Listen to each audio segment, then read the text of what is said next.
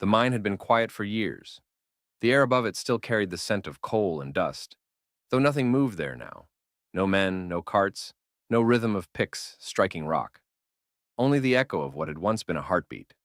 The timbers had long since rotted, the roof caved in, and the ground around it sagged like a wound that refused to close. The fox came with the evening wind, slipping between the blackened pines, his paws silent on the brittle earth. He was thin from winter, but his coat still shone copper in the fading light, flaring briefly each time he passed a shaft of sun. He stopped near the entrance of the old mine, nose lifted. Smoke lingered there, not thick or heavy, just a ghost of it, rising from the broken earth as if the world were still exhaling.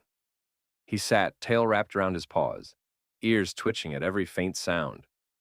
The smoke curled around him, carrying stories only he seemed to hear. Beneath the scent of ash, there were other things: metal, oil, sweat, blood, rain that had long since dried. It was the scent of memory, and he understood it the way only an animal could. Not with thought, but with instinct. Down in the valley, a small house still stood, its windows dark. The man who lived there rarely came out except to fetch water or wood. He had been part of the mine once, one of the last to leave before the roof collapsed and took the others with it. Now his hair was gray, and his hands never stopped trembling, even when the air was still. That night he saw the fox for the first time. He was returning from the stream when his lantern caught a pair of eyes in the dark. Pale gold, steady, too calm to be startled. The man stopped. The fox did not move. "Still here," the man said, his voice cracked from silence. "After all this time." The fox tilted his head slightly. The man raised the lantern higher, but the light only caught smoke drifting up from the mine. The air shimmered faintly, and for a heartbeat, it seemed to him as though the mine itself was breathing. He lowered the lantern. "You shouldn't wait here," he said. "There's nothing left." But the fox stayed. Each day after that, the man would find him in the same place, sitting near the edge of the collapsed shaft, watching the smoke rise, unmoving. Sometimes he came at dusk, sometimes before dawn, always silent. The man began to talk. Not much at first, just words to fill the cold air. He spoke of the others, the men who hadn't come out, of the days when the mine roared with life and laughter, of the black dust that never washed off their hands. "You're listening," he'd say softly. "No one else ever does." The fox would blink slowly, tail curling tighter. One evening, as the last snow melted into the cracks of the earth, the man found something near the mine entrance. A helmet, half buried in mud. The leather strap was torn, the metal dented, rust climbing over its rim like moss. He picked it up carefully, as if touching something alive. When he looked up, the fox was there again, watching him from the edge of the pit. Their eyes met, and the man nodded, as though they shared an understanding that neither could put into words. "Smoke still remembers," he murmured, "and so do you." The fox blinked once, slow and deliberate, then turned toward the trees. The man watched him vanish into the dark, tail disappearing last, leaving the mine silent again. But when he turned back toward his house, he saw the faintest flicker of movement, smoke twisting from the broken earth, rising in thin spirals like breath. He whispered to the night, "You're not alone anymore." And for the first time in years, the mine answered, not with sound, but with warmth, faint and fleeting, like the last glow of a fire buried deep beneath stone. Morning came slow over the valley. The fog hung low, thick as wool, rolling across the hollow where the mine slept. The fox padded through it, his fur beaded with dew, his breath small clouds that vanished as quickly as they appeared. He stopped at the same place as always, at the lip of the collapse where the earth dipped inward, dark and still faintly smoking. The man was already there. He stood with his back to the fox, one hand resting on a shovel, the other on the edge of the broken earth. He wasn't digging, just standing, listening. His coat was old, patched with different shades of brown, and his boots were the same pair he had worn when the mine was alive. He turned when he heard the soft crunch of paws. "You came early," he said. The fox tilted his head, his amber eyes catching the weak light. The man smiled faintly. "Couldn't sleep either?" The fog thickened around them, and for a while neither moved. The sound of dripping water echoed faintly from somewhere deep inside the mind's wound. It was the only sound that belonged to the living. I told myself I'd never come back, the man said, that I'd leave it buried. But you keep waiting here, like there's something left to find. He leaned the shovel against a rock and crouched, brushing his fingers over the loose soil. It was cold, damp, heavy with the smell of metal. They say the mine still breathes, he said quietly. Gas pockets, settling ground, old air trapped beneath the earth. That's what they say. But I hear something else. The fox stepped closer. His tail brushed the dirt, stirring up a faint cloud of dust and ash. He lowered his head, sniffing at the broken stones, the smoke curling faintly around his muzzle. Yeah, the man said, as if answering him. You smell it too. He stood, picked up his lantern, and held it out toward the darkness. The beam barely reached the edge of the collapse, flickering against the wet stone. Used to be tunnels ran straight down from here, he said. Miles of them. I could find my way through blindfolded. Every turn had a voice. He took a few steps closer. The fox followed, silent, his paws finding paths even the man couldn't see. Stupid old man, the man muttered. It's all gone. But he didn't stop. At the edge of the pit, the earth dipped sharply, ending in a black gap half covered by fallen beams. The man knelt, holding the lantern low. Beneath the wood, a small tunnel still opened, a narrow throat leading into shadow. From it came a faint current of warm air. Smoke. He leaned closer, eyes narrowing. Still breathing, he whispered. The fox stood beside him now, close enough that the man could see his reflection in those golden eyes, two small fires staring back at him. He exhaled, long and slow. You want me to go down there, don't you? The fox didn't move, but his ears turned toward the tunnel. The man hesitated. His hands shook when he set the lantern down. He hadn't been underground since the collapse, the day the roof gave in, and everything he'd known was buried under silence. But something in the way the air moved now, in the way the fox stood so still, made him think that maybe not everything had been lost. He climbed down a few feet, boots sliding on the damp rock. The fox watched him, his body tense but his gaze calm. The man stopped at the mouth of the tunnel. He could feel the warmth now, soft, steady, alive. Smoke curled up around his face, not choking, not burning, just warm. He whispered, You're still here. From somewhere deep within the earth, a faint sound answered, stone shifting, air sighing. It wasn't speech, but it wasn't nothing. It was recognition. The fox moved closer to the edge, his paws resting on the crumbling soil. He watched as the man bowed his head, his shoulders shaking. Not from fear, from memory. After a long while, the man climbed back out. His hands were black with soot, his face streaked with wet earth. He sat down on the ground beside the fox, breathing hard. It's not empty, he said. I thought it was, but it's not. The fox blinked once, slow. The man looked at him and smiled faintly. Guess you already knew that. The wind shifted. The smoke from the mine drifted upward in a long, thin column, catching the light of the rising sun.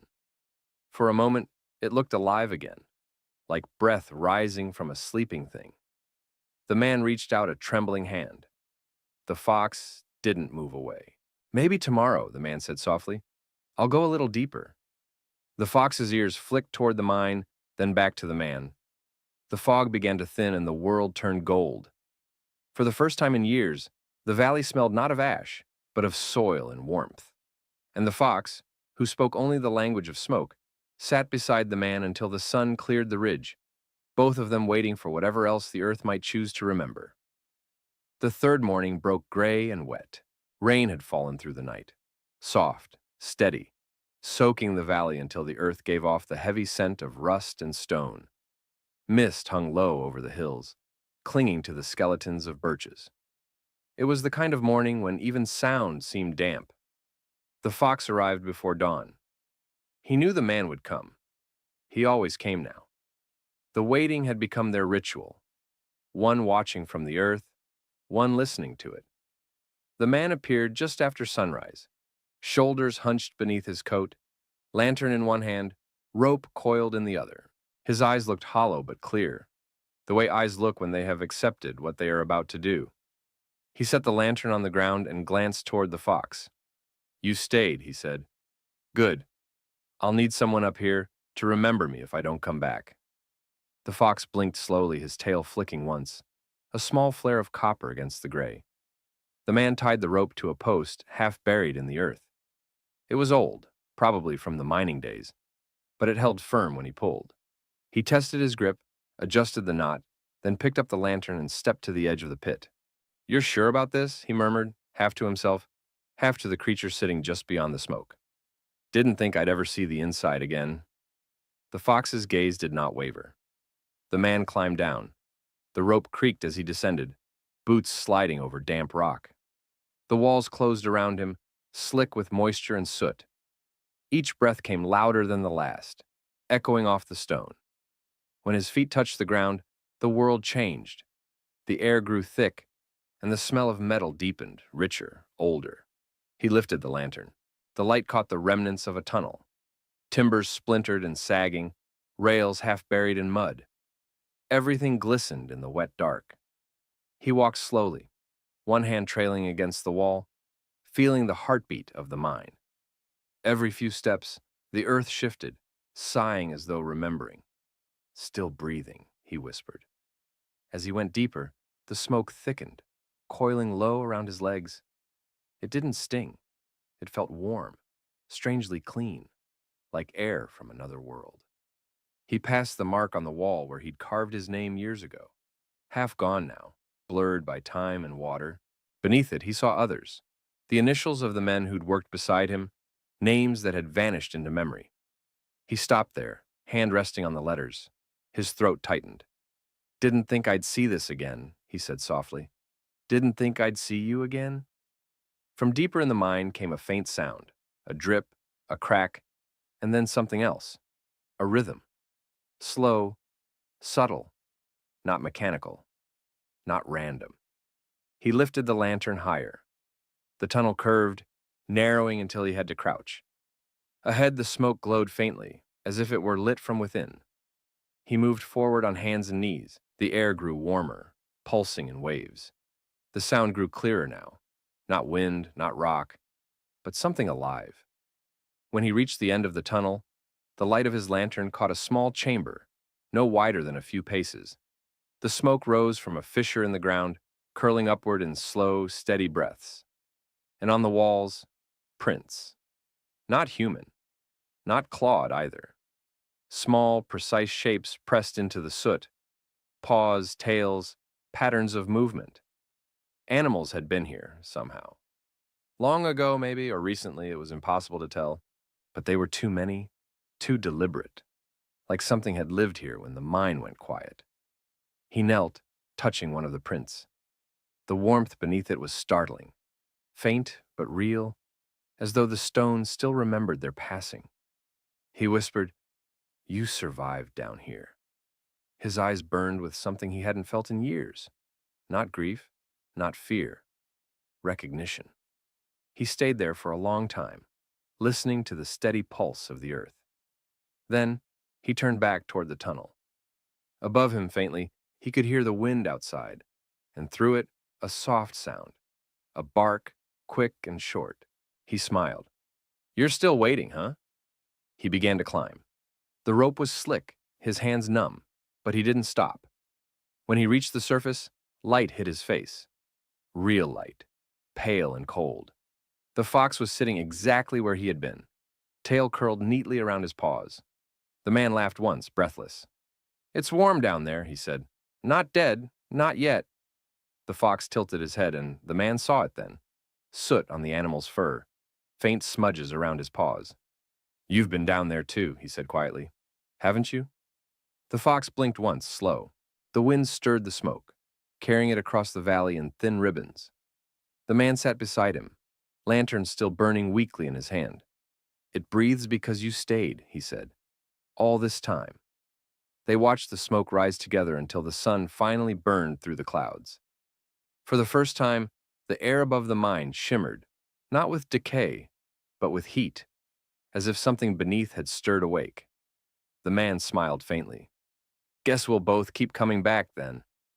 The fox stood, turned once toward the light, and disappeared into the pines.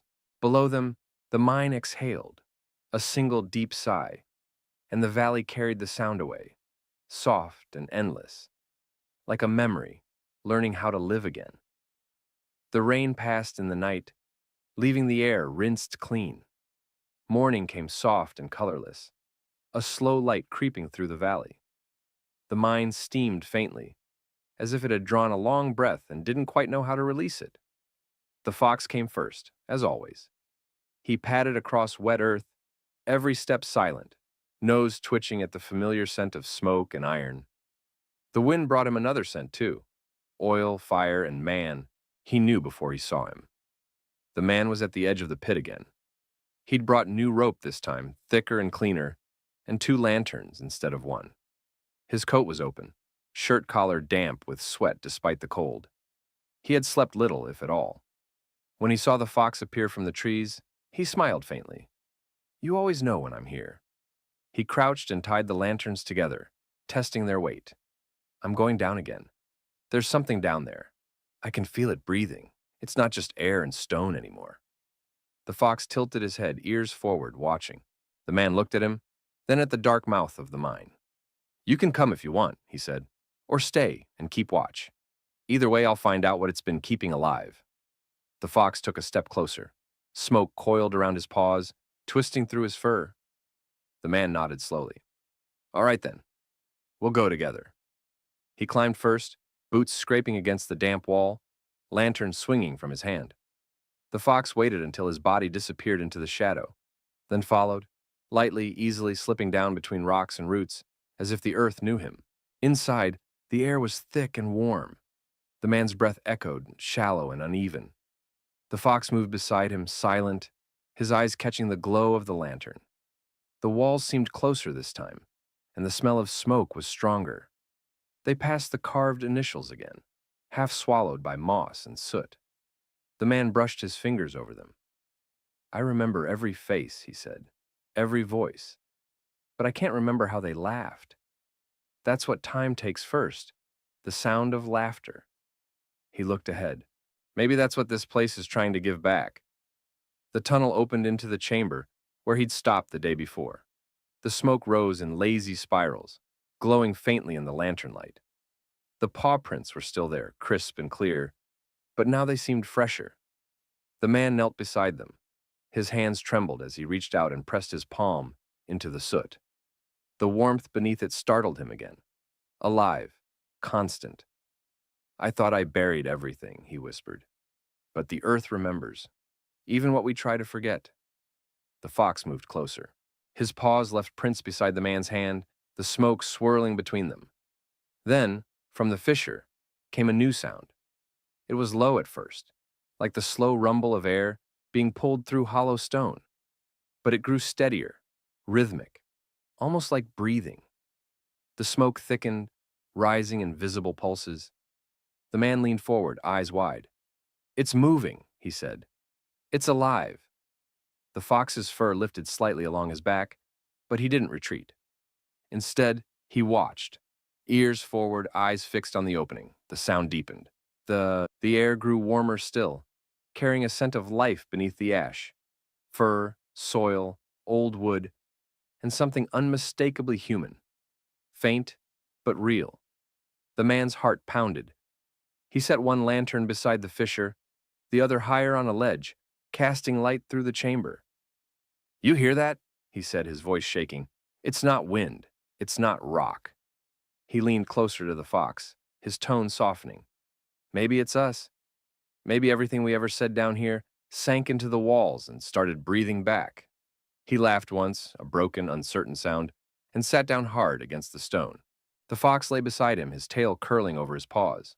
Together they watched the smoke shift and dance in the light. Minutes passed, maybe hours. Time lost its shape underground. When the sound finally faded, the mine exhaled one long, soft breath, and the smoke thinned until only warmth remained. The man stood, lightheaded. "It's enough," he said. "It doesn't need saving. It just needed to be seen." He reached down and touched the fox's head gently. "Come on, old friend. Let's go back to the light." They climbed slowly, the lanterns swinging behind them, throwing trembling gold against the stone. When they reached the surface, the sun was breaking through the clouds. Steam rose from the earth, carrying the smell of wet soil and coal dust. The scent of endings and beginnings tangled together. The man sat down beside the entrance, wiping his hands on his knees. The fox stood near him, looking out toward the valley, ears flicking at every sound.